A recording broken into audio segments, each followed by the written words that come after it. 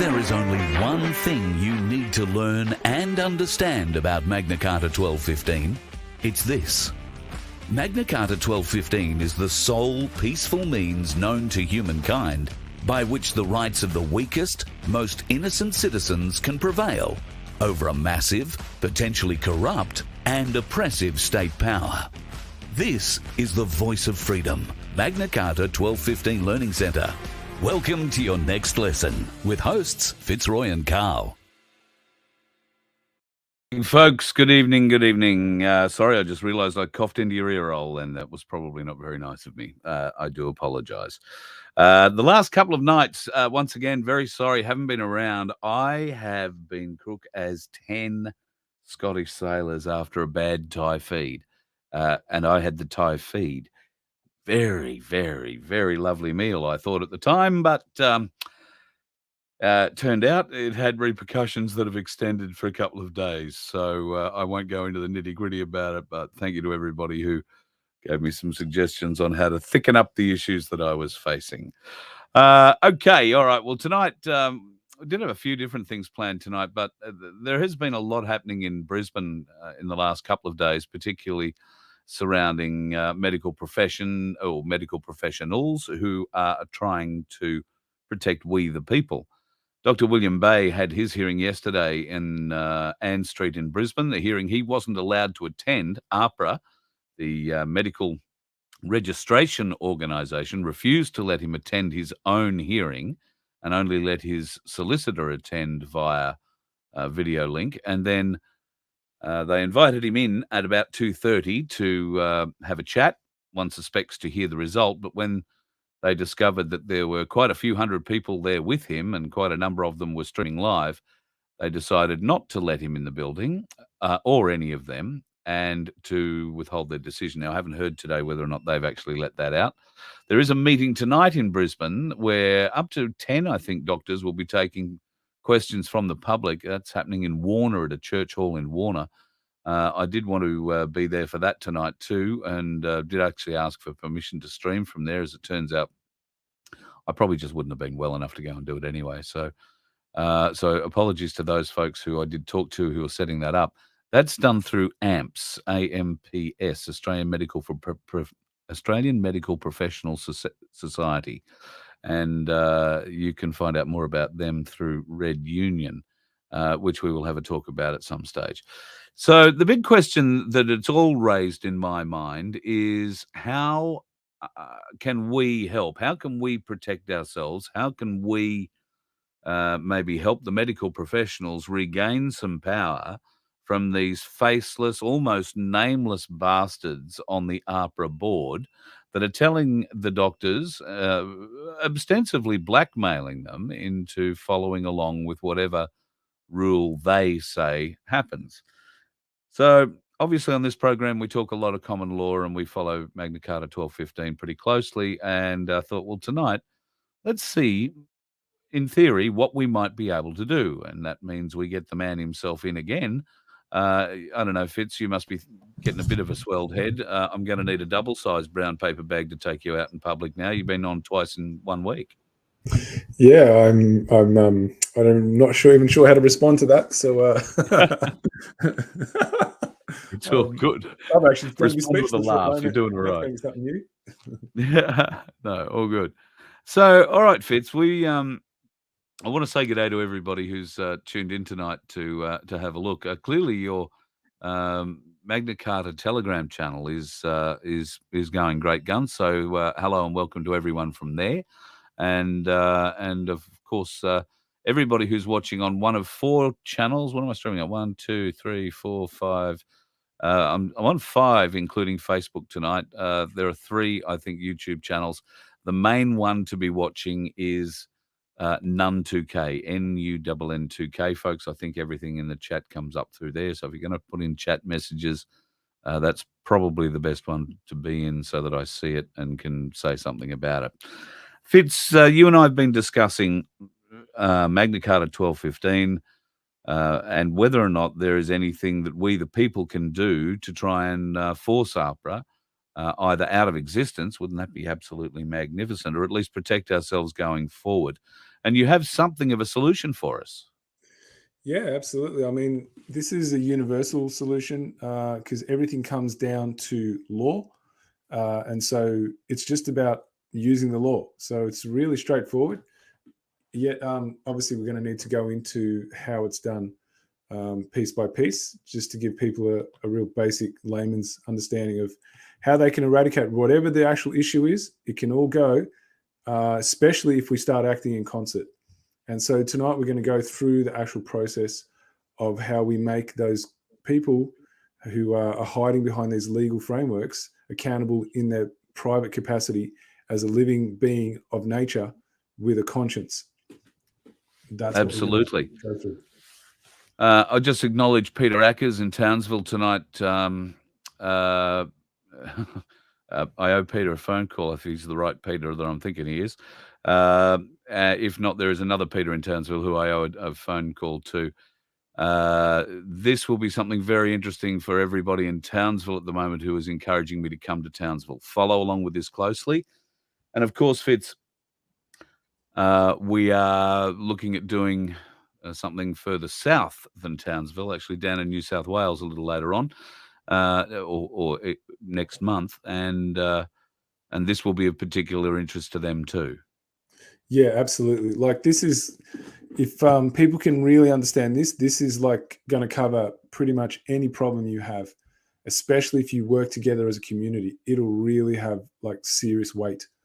So this is going to be a pretty, I'm actually really excited about what we're going to do tonight, to be honest, because it's going to have a lot of weight behind it if people can understand it and then act on it.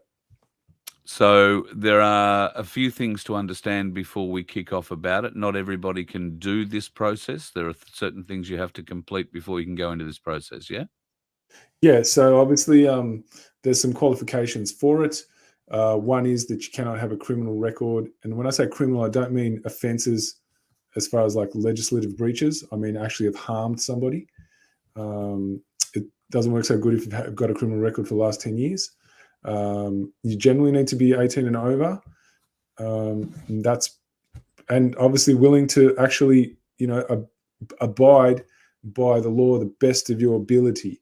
And so we're going to cover what that actually means. So you need to have the intention to want to stand under law, not legal, not legislation, but actual law, which is the law of the entire Commonwealth, which is that pretty much no loss, harm, keep the peace, and commit no fraud, And so when you act on legislation, you're actually doing those things. You're actually committing loss and harm.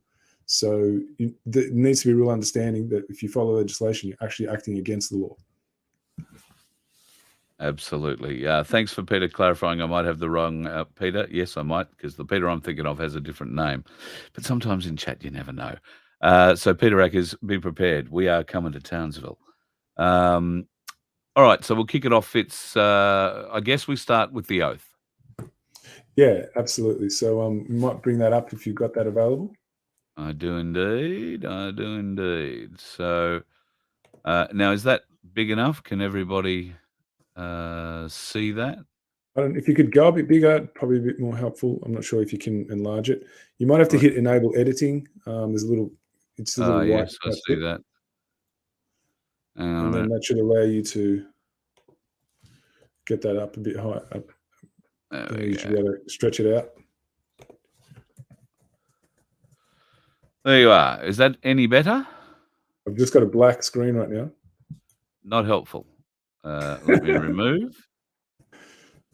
Let me stop the screen. Let me share the screen again, and we'll have another crack. Oath to self. Looks like something's coming up. Okay, there we go. All good. So you can see that okay? Yep, now I can read that now. So before it was a bit too small for me to read, but yeah. So obviously, as you can see on the top, it's got the little Article 61 banner. It's just, pretty simple. You put in your name and address. Now, this one is one you would send to yourself. So you have two options. There's one, I didn't want both of them because it would just confuse people, but hopefully there'll be a way that you can access either this one or the other. So the oath to self, it says exactly the same thing. So the contents is exactly the same. It's just that you don't address it to a baron, you address it to yourself. So it's this. All this really is a statement of intention to stand under the law. That's the most important thing. You just need to have verifiable evidence that you intend to stand under the law, which is Article 61, because that's the highest law. That's the law that restores our innate capacity to self-govern. That is what we need to follow, and there's a process, and you first need to make a statement of intention that you wish to do that before you can do anything else, right? And when you take this oath, that breaks all the criminal systems, all their assumed and presumed contracts they have with you. And so you don't have to worry about how you phrase things, whether it's in what their version of legal is. You don't have to stress about that, right? Because we're breaking that contract, because we are saying we are living men and women who have protection under the agreement we created with government that started way back in 1215, and it hasn't been changed since. And you need to prove that it has. And if you can't, you are committing crimes. And this just requires the bulk of the people get behind it, and this will be a reality. So, this is a wonderful way to initiate that process by getting behind Dr. James Bay, which we'll discuss how that works later. But basically, this is just a statement of intent. Did you want to read it, Carl, just so people can see what it is? So I'll read it as if it's me then. I, Carl Liebold, in full knowledge of treason being committed in Parliament by delivering the sovereign peoples of this common law land into the hands of foreign powers, in understanding of some wrongs done by the present holder of the office of sovereign, from whom I now transfer my allegiance according to the law of this land. I do so willingly and wholeheartedly enter into lawful dissent, and I solemnly swear upon my oath to obey the direction of the Lords of the Barons Committee, whom invoked Article 61 of the 1215 Magna Carta on the 23rd of March 2001, in accordance with the royal command to do so, as long as said barons act strictly according to constitutional law at all times, without deviation, until such times as redress of these present wrongs has been achieved. Sworn and subscribed on the date, signed, and then witnessed by 3 people. Yeah, so your witnesses cannot be a family member or someone who shares the same last name as you. They obviously can't be someone with a criminal record. Now, I'll explain what criminal meant a moment ago. And they generally need to be, some say 21. I'm going to say 18 because that's the way we define adults in this country. But there are, in some instances, where I've heard 21. They need 21 and older. So just going back up a little bit where it said office holder of sovereign, if you don't understand what that means, it just means the actual head of state. And we only have one in the entire Commonwealth, and that's the monarch, right? And we don't actually have one because they were deposed in 2001. And so if there's no monarch, because the structure was the highest form of government way back in 1215 was the monarch. And so everything that happened after that parliament was a creation of, that the monarch allowed to happen.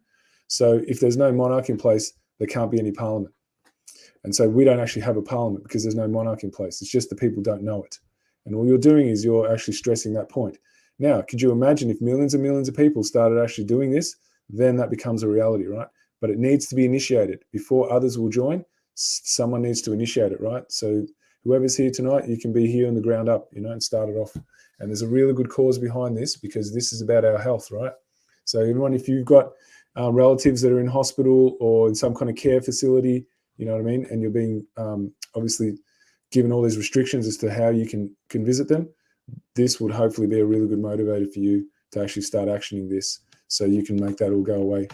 And the more of us that do it, the quicker this happens.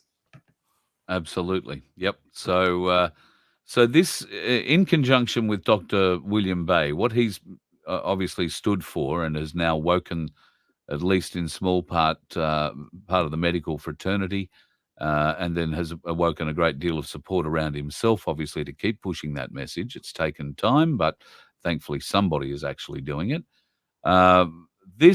What we're doing tonight is actually targeting the nameless, faceless bureaucrats, if you like, and they're not nameless. We've got their names. but they are faceless to most of us, and they don't have any medical training for the most part. A lot of legal training, but not a lot of medical. So what we're going to do tonight, hopefully, we'll put AHPRA on notice.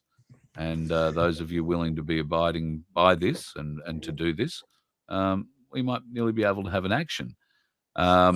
Just want to jump in if I can, Carl, just because I just forgot a couple of things. You Sure. can see there's a date on there, so the date at the top. You can make any date you want. I would just do it the same date that you have it signed and witnessed, but the day you sign it and have it witnessed, those dates all need to be the same. So sorry to cut off, but I just needed to make sure that I got that out as well. So Yep. Carry on, my friend. No, that's all good. No worries at all. So yes, taking the oath is the first step, but there are many other steps to follow. So Fitz, let's move on. There are a few So questions. that's your first. That's the first thing you need to do. That needs to be mailed off. If it's an oath to yourself, you obviously put your address, and it has to be in recorded post or registered post, as we call it. Something that's got a tracking number that can be proved that it's been delivered, even though it gets delivered to you. It's still proof of delivery, right? So you need to be able to have that statement that's proven, and so that's why we do registered post. And so as soon as you send it, you don't have to wait for it to come back to you. As soon as you send it, you have a receipt. There'll be a tear off section on the back of the envelope if it's a registered post one, and you'll also get the printed receipt from the post office, and that is your evidence that you have now made that statement official. And so those receipts that you have, you start photocopying them and your original oath. So you don't send your original oath, you send a photocopy of your wedding signature oath. So you keep your original oath and you start making copies of that oath because you're going to need it in all the other notices you're going to be sending. And you make a bulk of them. And then you make a bulk of copies of the receipt as well, because those receipts, you need to send copies of the receipt with a copy of the oath that will go with your notice. I hope that wasn't too much. Martha is asking, why do we need to send it to us again? Well, you don't. You can send it to a baron if you like, but this is just a way to make it happen really quickly, and it's more cost effective. But the reason you're sending it is anything sent in mail is now deemed an official document. So that's why you need to mail it off.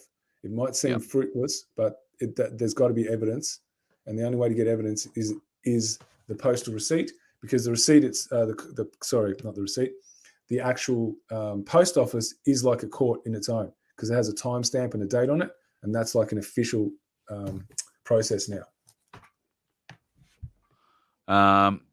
Okay, a lot of other interesting information coming through in the chat. Thanks, Matt. I wasn't aware that I was aware that the CDC had changed their position, but that's for another story, another night.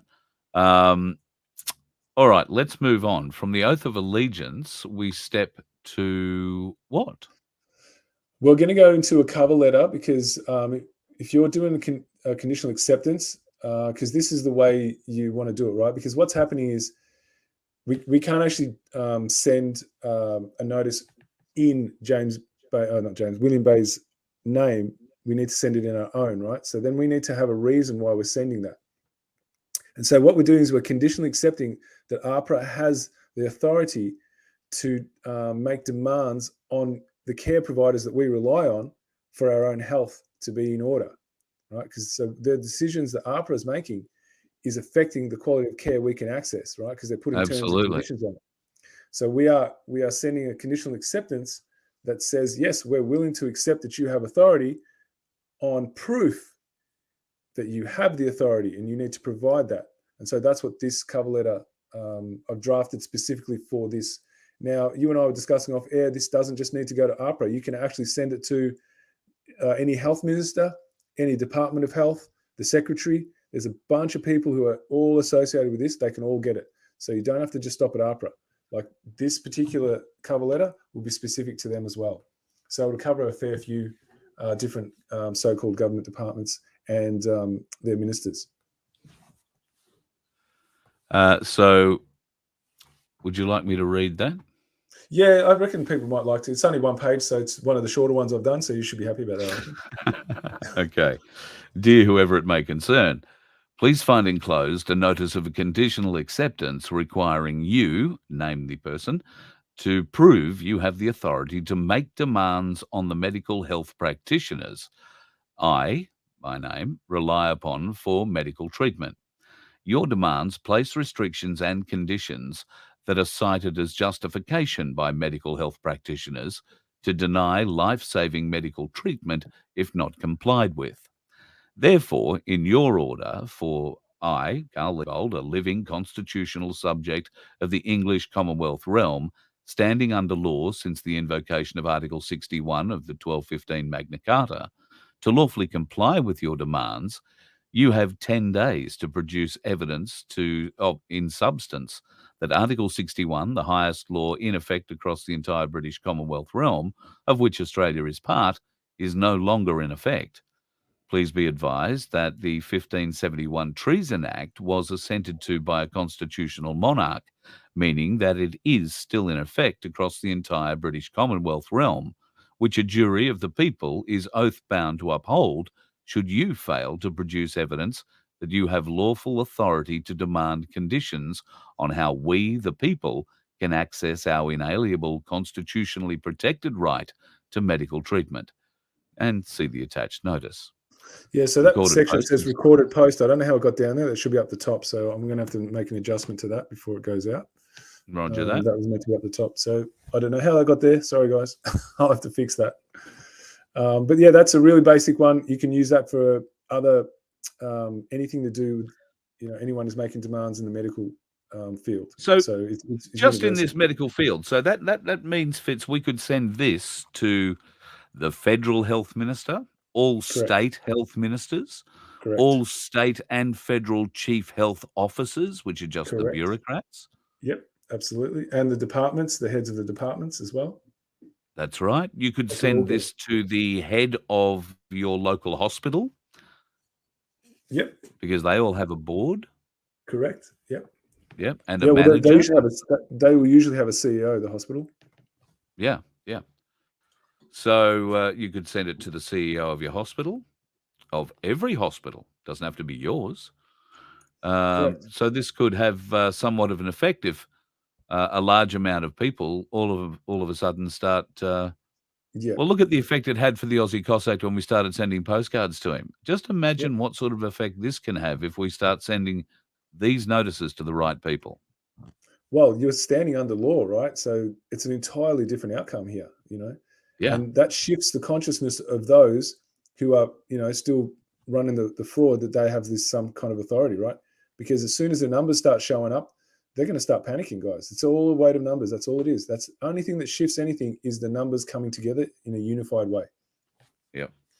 And you're just doing it with proof because you're standing under the law, and they cannot deny it. It's not possible because the law is truth. It's just as simple as that. They can't deny truth. You can try and destroy the people who speak the truth, but you can't actually destroy the truth. Ain't that the truth? Did you think on that one for a while? I've had that for years. I've just seemed the right opportunity to drop it. Oh, I set that up beautifully for you. How about that? You did. Thank you so much. All right. So from this letter, then we go to where? Oh, so then we're going to go to the actual conditional acceptance. But what I did want to say is that let's say if you had some kind of medical, procedure in tow, and then you had like some letter from the hospital or whatever saying that these are the conditions under which you can access, their service. Well, you can use that piece of paper and make a photocopy of it and attach it to the cover letter. So that's another way you could do it, right? So it could be something specific to you as well. So there's multiple ways that this could be used because then you're giving them evidence of what it is that they're demanding, and you're saying, okay, well, I accept that you have the authority to make these demands, but you first need to prove that you have it. Until you do, you're committing crimes. Yep, absolutely. All right, then the notice of conditional acceptance. Yep. Okay. So we have done this in a previous one, so we don't need to go too much into it. We can just go lightly through it because we have done it. There is quite a few pages of it. Yeah, and so I've read it once. Go back, find the Yeah, other one. yeah. So I just want to, maybe we'll just read a page and a half of it, something, Yep. and that's it, because we've already gone over this, guys. You can find it. I'm not sure if it's lesson 10, possibly, that I think we did this I think one. it's lesson 10. Yep. Yeah. So, Okay, this is the notice of conditional acceptance. Notice to agent is notice to principal is notice to agent.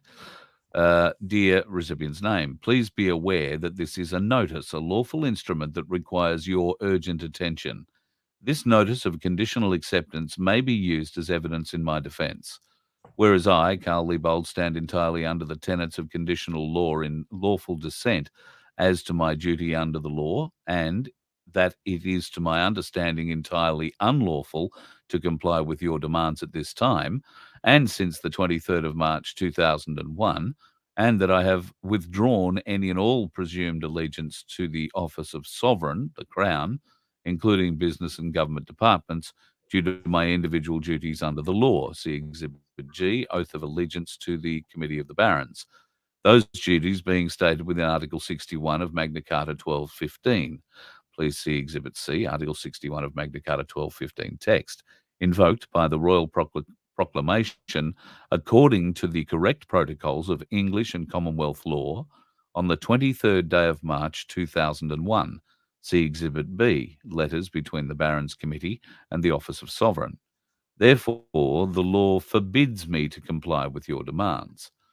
Take note, I, Carl Liebold, have taken the time to thoroughly research the Treasonous Commonwealth of Australia Act 1901 to the best of my knowledge, and of the understanding that this act is null and void, because 1, there is only one Commonwealth, and that's the Commonwealth of Great Britain.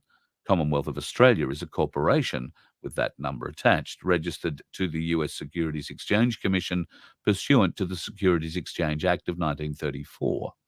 There was no constitutional monarch in place to grant assent to the colonies to have their own constitutions, because the Bill of Rights of 1688-89 was an act of high treason by way of usurping authority from the office of sovereign and granting sovereignty to Parliament, as evidenced by the clause that states that the pretended power of suspending the laws or the execution of laws by regal authority without consent of Parliament is illegal. 3. The 1688-89 Bill of Rights created the belief that the head of state, the monarch, is merely a figurehead because Parliament is sovereign, hence Parliament's self-declared right to parliamentary immunity, which by definition is high treason. 4. The 1688-89 Bill of Rights is the reason why there is no provision for the constitutionally enshrined mechanism for self-governance through trial by jury in our public court buildings. Trial by jury is the people's safeguard mechanism that puts people in charge of government and its institutions, we the people created to act in the service of we the people. The Commonwealth of Australia Constitution is an act of Parliament, and Parliament does not have the power to write itself into constitutional authority because Parliament is created through a constitution. Holding a referendum to vote on an act of treason is institutionalised war crime. There is no security clause in the Commonwealth of Australia Constitution that protects the supremacy of the people over government, should government attempt to enslave the people. 7. The minutes of evidence before Select Committee of the House of Lords given by the Reverend Samuel Hines in 1838 on the expediency of regulating the settlement of British subjects clearly stipulates the premeditated intention of establishing the colonial model as profit-making centres through local councils, parishes, districts, trusts, and erecting of local courts with judges. See Exhibit F. So just have a quick pause if you like, Carl. That evidence is specific to Australia. There's a lot more, but that is pretty much the core of what's really required, because that's really bad, what's already there. I mean, that's shocking. If you really understand what's written there, you guys would be aghast if you truly understood the power and the magnitude of how badly people have been lied to from the get-go about what they thought was a country that was built on fairness. This was all one massive mind trick to make sure that this country turns into what it is right now. And I don't even know if I'd call it a country, to be honest. So those 7 points are really big, guys. I'm not sure if you guys really appreciate the actual power of what's written there, but that's some serious war crimes that's been written in there. And so it has a lot of weight. So people are asking, how does this work? It works when the people get behind it and they actually follow it through. So if you just think, oh, I just want a victory for me, then you don't understand what you're doing. This is not about just for you, right? This is about for everybody, and you do your bit. And it won't work unless everyone does their bit. And we are and when everybody does their bit, then you'll get your bit. That's how it works. But until everybody else does their bit, nobody gets any bit. Correct. Except the shit bit that we've currently got. That's what we have now. So if you want something different, guys, it requires you to work in concert, right? In unison, and stand behind the law, stand behind the evidence, right? That is the tip of the sword. The evidence is the tip of the sword. You guys need to create the force to drive it in. That's what's necessary. It won't happen any other way. So I hope you guys understand what that actually means, right? The evidence is the sword, the tip of it. You guys are the force that drives it through the heart. And it slices this corruption down the center. And then we all get what we want. I didn't want to go too much further into that. There's just a section where it needs to be signed, just like the oath does, where there's 3 witnesses. The same situation, right? You don't have any family members. Someone over 21, definitely 18. I reckon you can get away with in this country because that's how we do things here. And no criminal record for the last 10 years. Not, distinguish the criminal from, legislative breaches. And so you can. With the oath, you need wedding signatures, so you need people who are, live witnessing that you're signing it. With this one, if you cannot find people, in the moment, if you don't have anyone to sign it for you, you can do what the PP system is. So it's just writing the letters P.P. and just make sure you've got permission from 3 different people to sign in their name. So you would just put your signature next to their name and then date it. So that's a last ditch effort, right? So better get something out than nothing. Because if we wait for other people, if you don't have people that, are switched on and are willing to do this for you, and you stand in and witness for you, then this is another option. You just need to get some permission because not everyone has access to people in their local community. Sometimes, they have friends or people they know that are somewhere else. So you just get their permission, make sure that they're okay with it, and then you just write their name in. Because the contract's on the government agents, not on us. So it's more about the evidence than how perfect we are, because we, the jury, of the jury are the ones who are going to be judging them for their crimes, not how perfect we were in the letters that we sent. So don't stress too much about it. But ideally, you do want to have wedding signatures because in their current system, they find that more powerful. Yeah. When they see wedding signatures. So that's your first, go for that one if you, exhaust all stops and get that one done if you can. All right, to the flow chart. Yep. So this is just step 1, guys. Right? There's multiple notices that get sent after this. So if you have a look, you have 2 columns. You have on the left side, which is no demands. The right side is demands. And so the conditional acceptance is if there's some kind of demand made on you, right? So we're using the AHPRA situation right now. There's a demand being made on you indirectly by the actions they're taking by squeezing all the medical health professionals, right? That puts a demand on you. That says there's certain restrictions placed on how you can access your care, right? So you need to violate your own dignity and integrity in order to try and, keep your dignity and integrity as far as your medical health goes, right? Could you imagine? Like the contradiction right there. So that's the right-hand column there that says conditional acceptance. But as you can see, you send an oath with either, whether it's lawful objection or conditional acceptance. And then 10 days later, minimum, no sooner, the next notice in the process is, I've just shortened it because I couldn't finish it, couldn't fit it in. It's the notice of default and opportunity to cure. So what that is like a very gentlemanly way, because we're using a legal format to send lawful notices because they understand that. They understand that format. So it needs to be done in a way they can recognize. And so in the legal system, they do the same. They have conditional acceptance, then they give you an opportunity, And then if you miss your opportunity, then it's a default judgment. So that second one is saying something to the effect of, you know, look, you might have misplaced the first one. I'm giving you another chance to do something about it, you know, as a gentleman would. Here's your opportunity to cure the situation, right? That's what that is. So these first three, what we're doing is we're shoring up our defense that you know, we are sending evidence that we are standing on the law and they are not. So this is a defense for us. So that's what those first three are. Because notice the default is like, well, now you've had two opportunities, you've wasted them.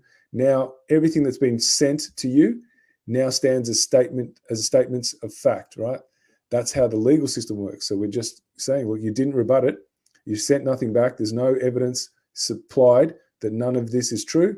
So now this is a default judgment against you that this all stands as truth in law.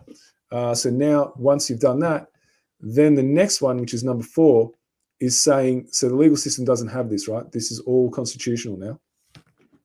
It's saying that you have done nothing to prove that you have any evidence, that you have any authority, but yet you are still persisting in pressing forward with your demands.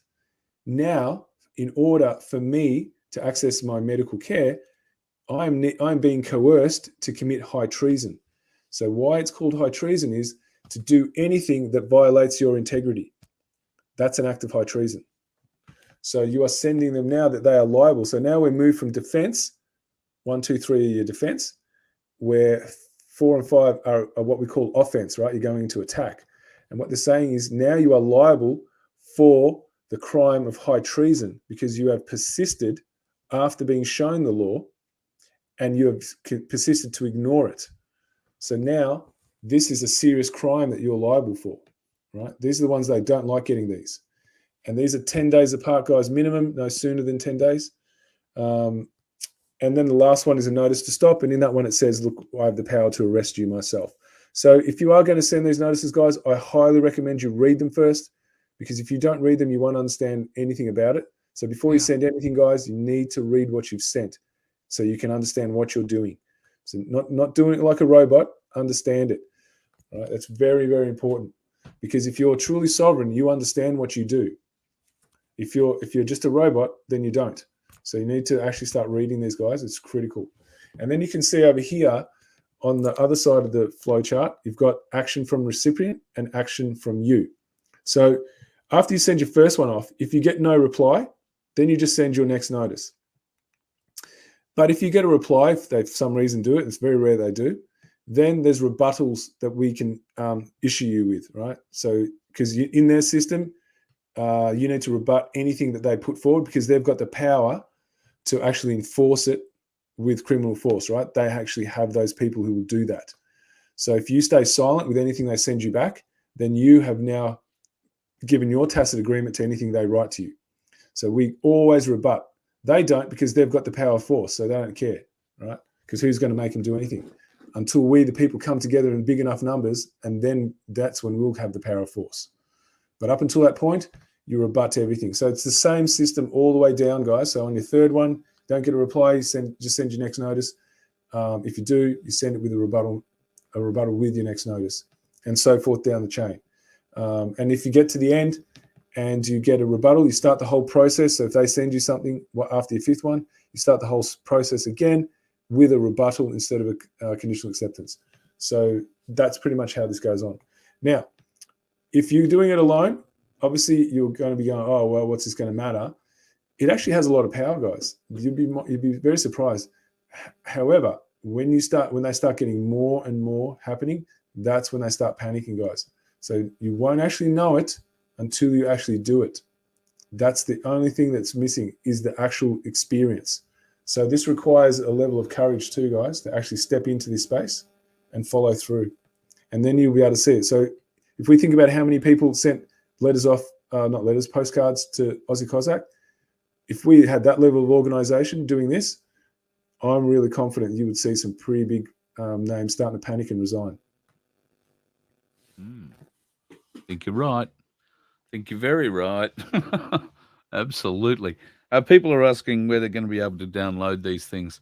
At the moment, folks, the website's not up and running yet. Jaden's working his bits off, I believe, hopefully soon. So all the documents that I've shown tonight are available. Just email me at voiceoffreedomhq@gmail.com. I'll attach them and send them back to you. It's going to be a lot of attaching over the next 24 hours, but we'll see how we go. Voiceoffreedomhq@gmail.com, and I'll just attach everything and send the documents back. They are a template. They're in Word or in PDF, and you'll be able to fill them in as you see fit. All right, Fitz, on to our next slide, the groundwork. Yeah, so this is really, really important, right? Because what needs to be understood here is there's 3 corporations that are going to come after you. So when you send off any conditional acceptance, you want to do this in concert. You want to put the courts, councils, and cops, your locals, on notice, as well as the actual head of the courts of your state. So there will be a CEO of the magistrates court there, as well as the chief of police in the state as well, not just the most senior officer at the local station, but also the chief of police. And this is the lawful objection notice. So the courts and the council, they get lawful objection to Crown Agent, where the cops get lawful objection to police. And why it's called the groundwork is because they're the 3 that work in unison and in concert, these 3, and at least 2 of them gang up to come after you, whether it's the courts and the council or the cops and the council, all 3, right? They'll always work in concert at the local level.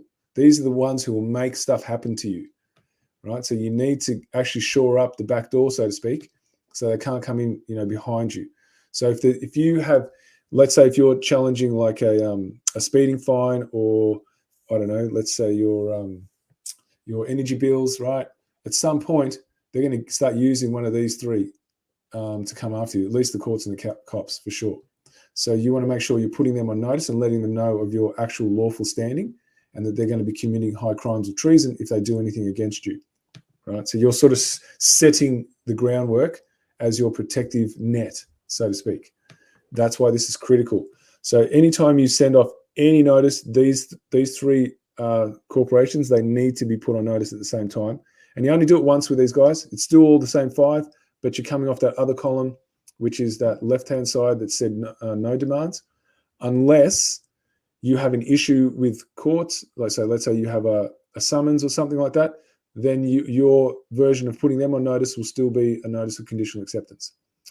If you want to challenge council rates, for example, or any sort of demands they're making on you to destroy something that's on your property, for example, you would send conditional acceptance as your first initiating notice. Same thing if there was some action that the police instigated against you, your first notice would be conditional acceptance as well. You would just have some paperwork attached to whatever that was that you would make a photocopy of, and you'd send it in with the cover letter. Now, the cover letter that is there tonight, that's not specific to those situations. There is a generic one that you can use that's in the Telegram group that I've started. And I have seen people saying, I can't access Telegram. So I'm just thinking what another way that could happen if there was some kind of link. When the web page is up, we'll be able to put all of that stuff up there. I'm sorry it's taking so long. Jaden must have got a really crook batch of Thai if he's been down for a couple of weeks. So it's working right out. So just wanted to make sure that's what groundwork means, right? You are making sure that you're getting the base work done to protect yourself from any potential action that would come against you. And so the difference between if it's a lawful objection to Crown Agent is if you don't have anything to challenge, right? So if you don't have anything to challenge from the courts or the council, then you're doing a lawful objection to Crown Agents. You're just letting them know of your lawful standing. Same with the police. It's only if there's some action that they have taken against you that would change to a conditional acceptance as your initial starting point. Right. And so the same system goes, with what we discussed, what goes with a conditional acceptance. Your oath would always be attached at the end of either a lawful objection as well as a conditional acceptance, regardless. And so it's a copy of the oath, not the original oath. You never, ever send off any originals. It's always copies. And when you create the notice in hard copy, you would keep a copy of it for yourself, but not the entire notice, just up to the witnessing page, because that's all you need. Because the rest of it you can print off anytime, because it's always the same information, just for your own records. And then you would staple the receipt, because obviously we're putting it, all these notices are going to get put into an envelope that's like a recorded or a registered post envelope. So the receipt you would staple to your copy, so prove that it's been sent. Sure. So I'm hoping I've covered that pretty thoroughly. There's a lot of talk in the chat room, a lot of people wanting me to talk about LNPA, David Cole, and what's going on in the Northern Territory. I have a little bit to say about that, but Fitz, before I would say anything on that, I would ask that you, because you and I have discussed at great length the benefits of Magna Carta 1215 to our original nation's people, if they actually understood the power of it. Now, LNPA, for those people who are not up to speed with it, David Cole is a member of OSTF. He's one of a group who've started that organisation in Northern Territory.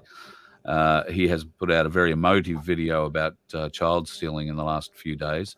And for what it's worth, I believe every word that's come out of his mouth. I don't know LNPA from anything. Never met, never spoken to the man, and look forward to one day maybe meeting him. I don't have a lot of time for OSTF, and anybody who tweets or screams or says great things about OSTF should understand that they are basing just about everything they're promising in the UN. And if it's got the UN involved with it, then we're not going forwards, we're going backwards. So that would be my statement on OSTF and LNPA at this personal stage, or this particular stage. But Fitz, what we're talking about here works for our First Nations people in such a powerful way. If only they understood, became like we all need to become educated on this, they, amongst all of us, get the greatest power of all. Absolutely. Because the biggest and most extreme transgression was the whole colonization and everything that happened from that point onwards. And if the 1215 Magna Carta was adhered to, this country never would have been colonized by the Brits, because they would have been committing crimes and the people would never allow it. They would never allow harm to come to others, because the 4 tenets of common law is create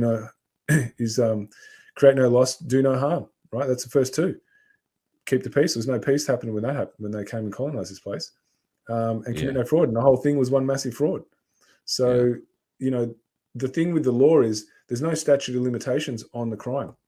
You can go back as far as you need to rectify what the actual crimes were that were committed against you. And so, some of the most heinous crimes have been committed to the local population who were here before white settlement.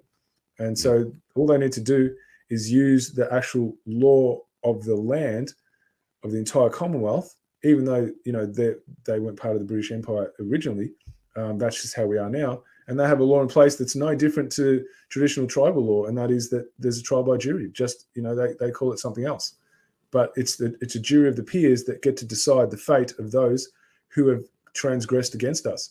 Now, whether they've got names and titles, it doesn't matter. They're still people with a conscience. I know a lot of people think that they don't, but they still do. And they just chose to sidestep their conscience, and they'll be judged in a conscience tribunal, people judging from their conscience of what the rectifying action needs to be in order to, make everyone whole who has been transgressed again. So that you think about the level of compensation and what can be done with that, to try and actually establish some kind of level of dignity and base level standard of quality of life that has been missing for hundreds of years. That can all be put into that, right? And it can be done in a way where there's councils come together and they actually, use their own conscience, not ego, of how they're going to distribute that, right? So we're changing the whole way in which we interact with one another. Like there's a real lifting of the quality of everyone's life when we act out of conscience, right? Every decision's made from there. It's I should get more because I deserve this. That doesn't exist. It's how can we lift the entire quality of everybody's life, no matter what the transgression. Because if we don't lift the quality of everyone's life, we're going to have transgressions continue on. It's just that, it's really that basic. Yeah. And Steve Johnson, you've got a big mouth. You're going off well in chat. You've managed to poke your head up in front of me. That's not necessarily a good thing.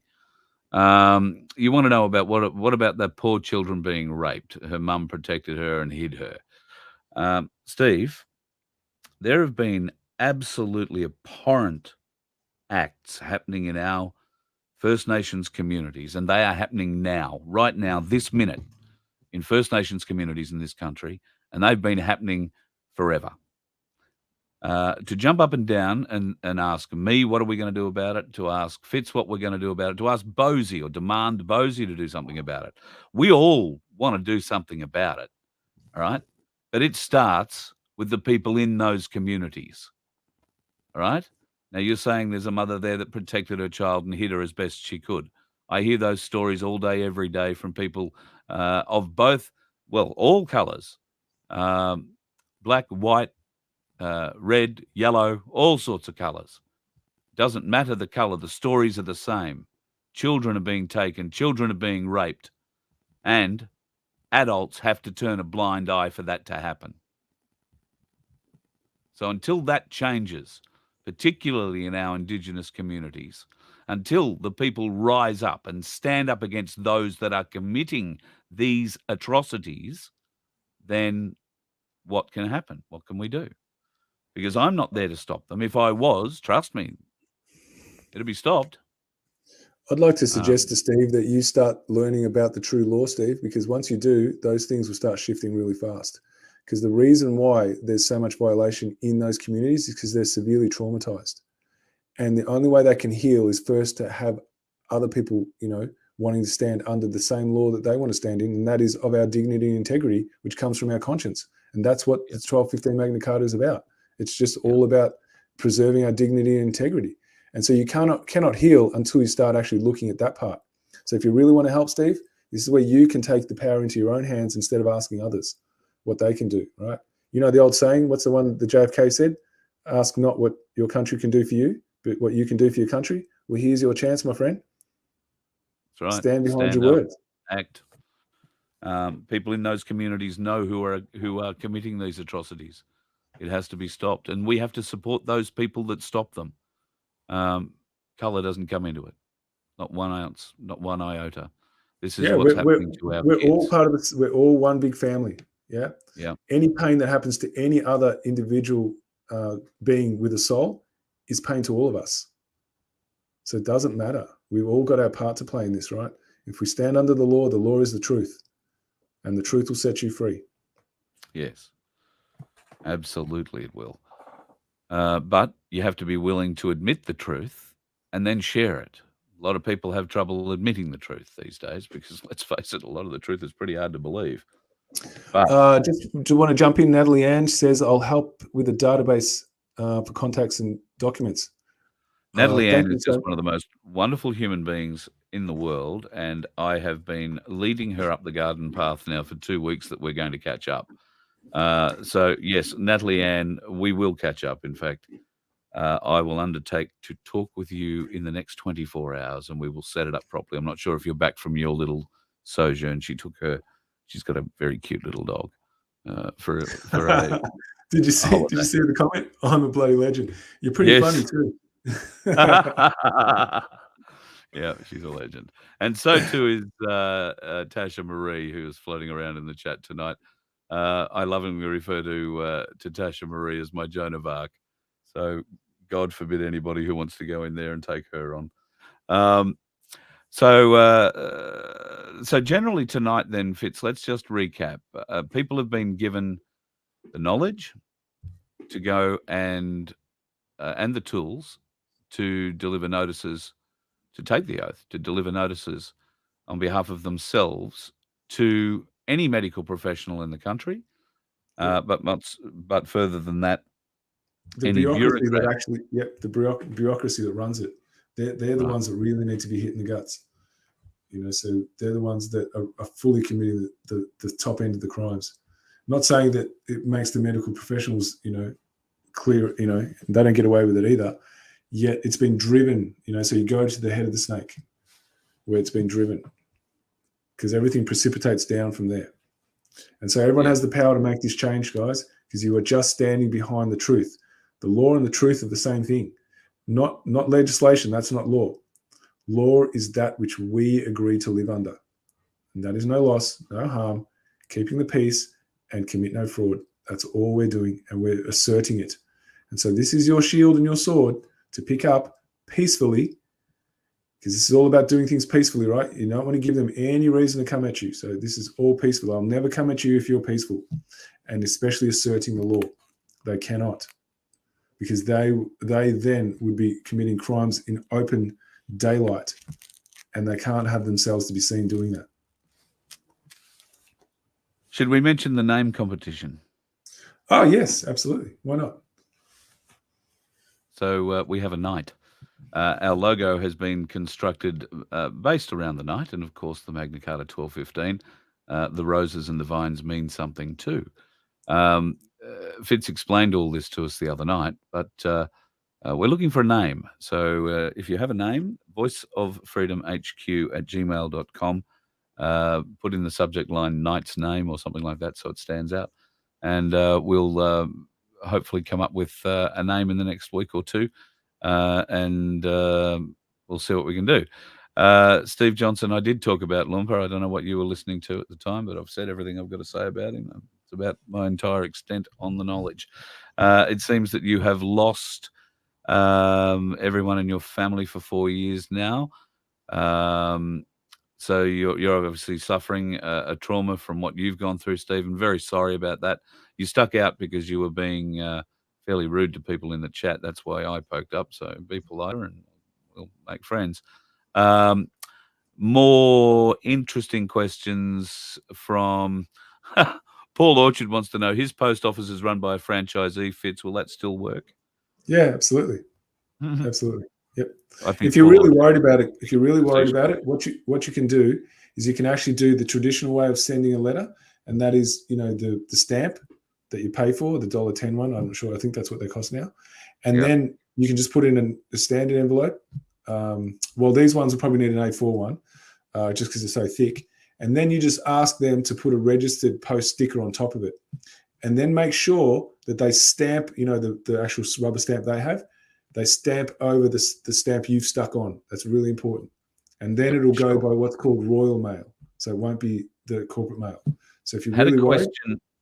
Sorry, finished? Oh, yeah. Didn't mean to cut you off. Had a question from Auslander Info. At step 5, would it have more weight if we sent a cover letter and copies of those documents to the Governor General of Australia as well? Oh yeah, don't if you want to go that far, absolutely. See, we're at this stage now, right, where we can shut this down real fast, but it just requires us to work in concert. But yeah, Governor General for sure. I mean, we all know what that's about. Don't be shy. If you've got the capacity, guys, go for it. Absolutely. That's a brilliant suggestion. So yeah, for sure. Make up another one for the Governor General then. That's the way that should be working. Yeah. So guys, if you actually need help, you can just get in touch with Carl, and I'm more than happy to set up some cover letters for your specific, whoever you want to send it to, right? That's the level of effort and support you'll get. It just requires you to have the courage to initiate this, right? We'll be there for you, promise, because that's what we require, right? We need to work together, and if we work alone, it doesn't have the power. So we work together. We are the power. That's all this requires. It's just to be unified. And so anyone who's got the courage to step up and take the action, I'll tell you now, I'll be there to support you. That's what I do all day in, day out. Be a knight of Terra Australis. How good is that one? Has a ring to it, doesn't it? Does it? Yeah. Jessica, big effort. Right up on the top of the list. Yeah, there that's gone right to the top of the ladder, hasn't it? I think absolutely. Knights of Terra Australis. I love that. Okay, having a little bit of a glance down to see if there's much more. No, there's not. So Fitz, there are a few questions about Bosie. I don't know if you want to hang around for those or not. What I did want, actually, if you go in the private chat, Carl, I've put up a link to John Locke's YouTube channel. And so he's gone out of his way to make really, really in-depth resource videos to understand this notice process. He covers all 5 of them, and he gives a really clear explanation of it. So, guys, if Carl puts that link up if you can see it, Carl. I've just posted it now. Perfect, guys. So if you see the Nun2K icon, that's the link to John Locke's, I think it's called Locked On, YouTube channel. And it's brilliant, guys. There's so much quality knowledge there. If you're really trying to catch up quickly, this will help you. So I can't recommend it highly enough. And I apologize to you, John. I've been wanting to do this for weeks, and I get so caught up in the content that I keep forgetting. So I'm so pleased I got to do that tonight. Good. But yeah, if you want to do some BOSI conversation, I'm more than happy to leave it here. All right, mate. Lovely to see you. We'll talk again next week, Monday night, All right, 7:30. Good night, everybody. Okay, so there has been a few questions, including Bosie, and Bosie, where's Bosie? August lockdowns and more news about Bosie. I haven't spoken to Ricardo, and to be honest, I don't expect to speak to Ricardo until Ricardo wants to speak to me. That's generally how this whole thing works. I have sent them an email recently with a couple of questions, but I do not think that, and there was no urgency about that getting back to me about it.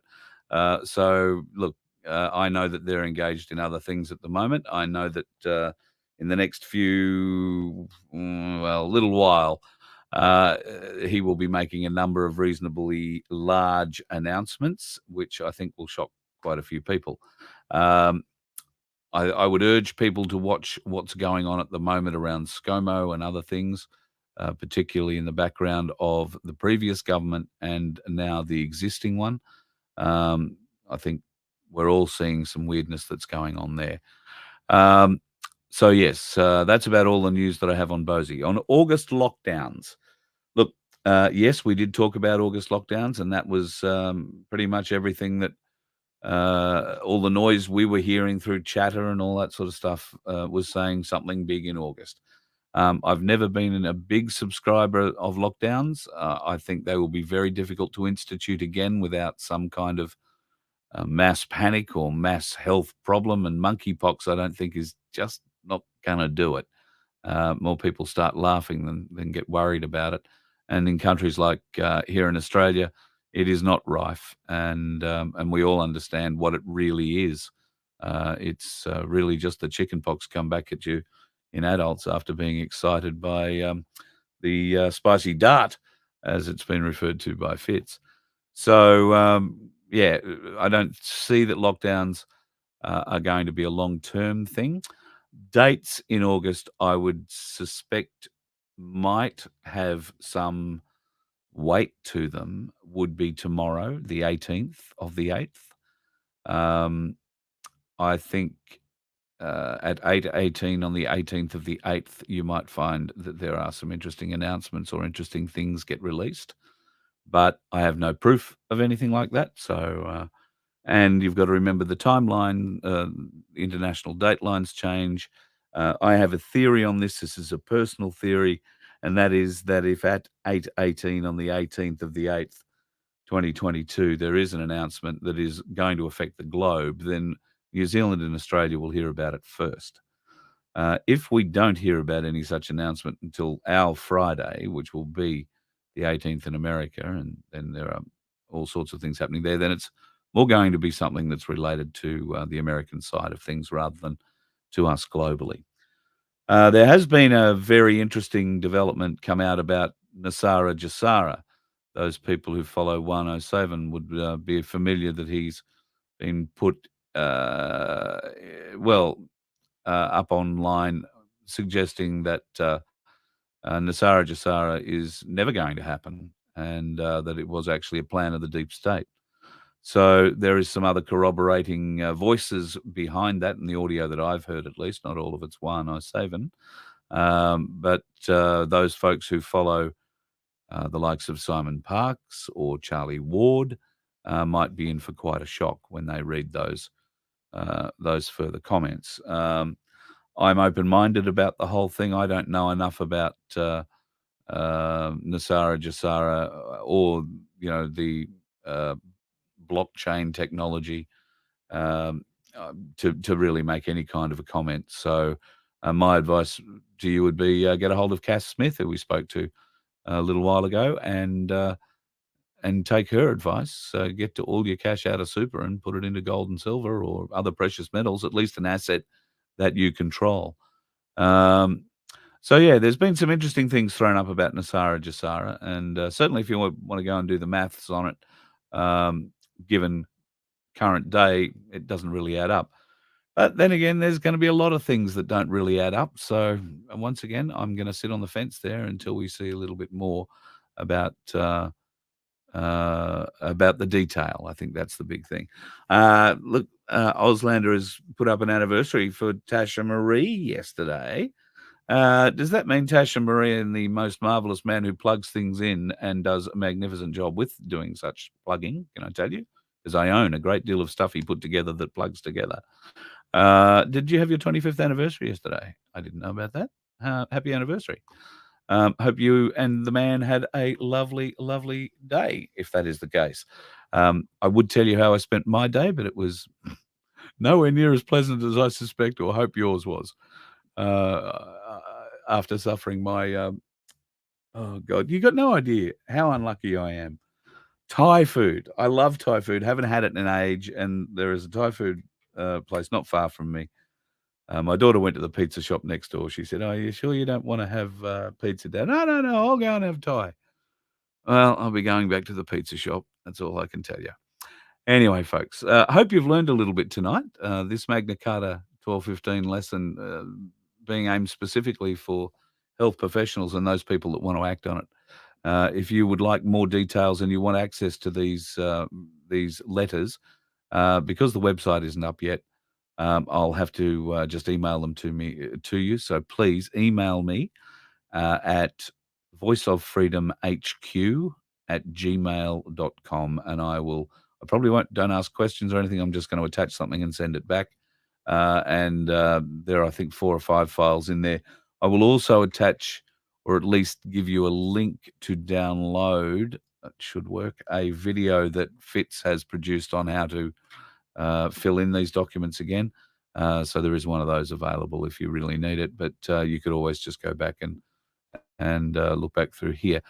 Julian Assange, I see, has been mentioned there. Adam's brought him up. I need to have another chat with WikiChick because she's been floating around all over the countryside recently, and I haven't been able to sort of nail her down to say, tell me what's going on in the world. Everything has been very quiet regarding Julian Assange. Most people of one persuasion believe that he's still locked in a cell in Belmarsh prison awaiting extradition to America. Others are saying he's already in America but not locked up in a cell, and that he might be sitting somewhere much more secure but in much finer surroundings. So we're going to wait and see what happens with that. I have a feeling that there will be news on Assange in the next 6 to 8 weeks. So I've even heard it. Look, and I'll tell it here only because it's just so outrageous that if it comes off, I'm going to look amazing. I have heard that the first time people will see Julian Assange in public is when he pops up in Sydney. That's all I've heard.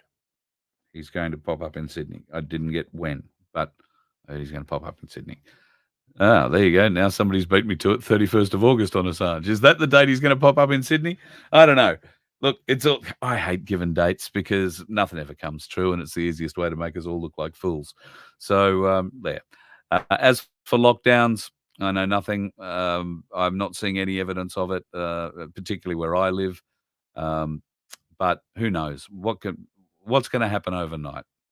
Isn't it a joy to wake up every day and find out what the next piece of bullshit scaremongering storytelling they're giving us, or waking up hopefully to find that there is some bloody good news for a change. At any rate.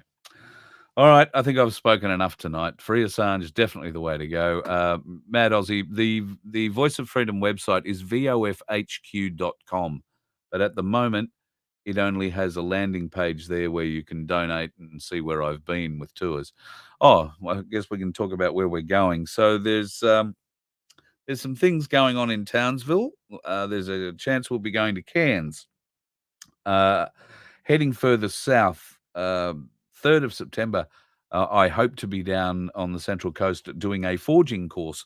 We're going to heat up some metal and beat the crap out of it, maybe come up with a sword. All right, I might be over-exaggerating a bit. I might be able to come up with a bit of a knife or something, but we'll give that a go.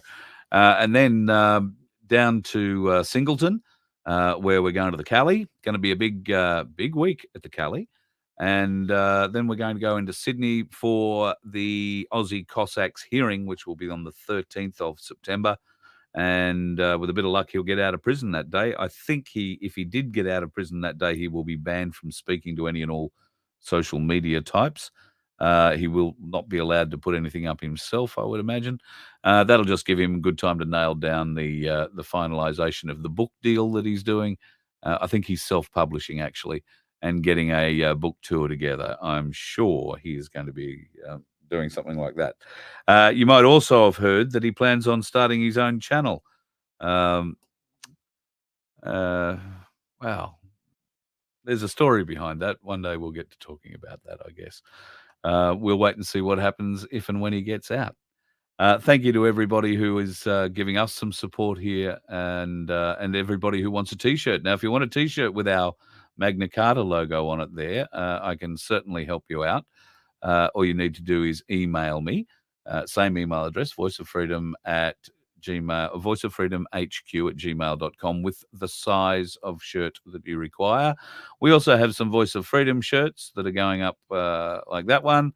And then there's that logo too, which we've also got floating around if you want it.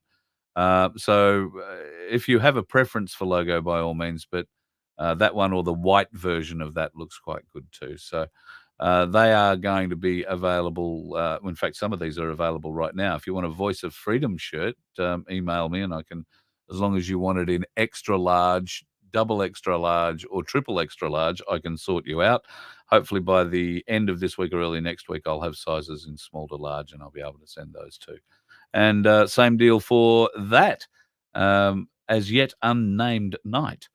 But I don't mind Knights of Terror Australis. That sort of gives us all a bit of a name, doesn't it?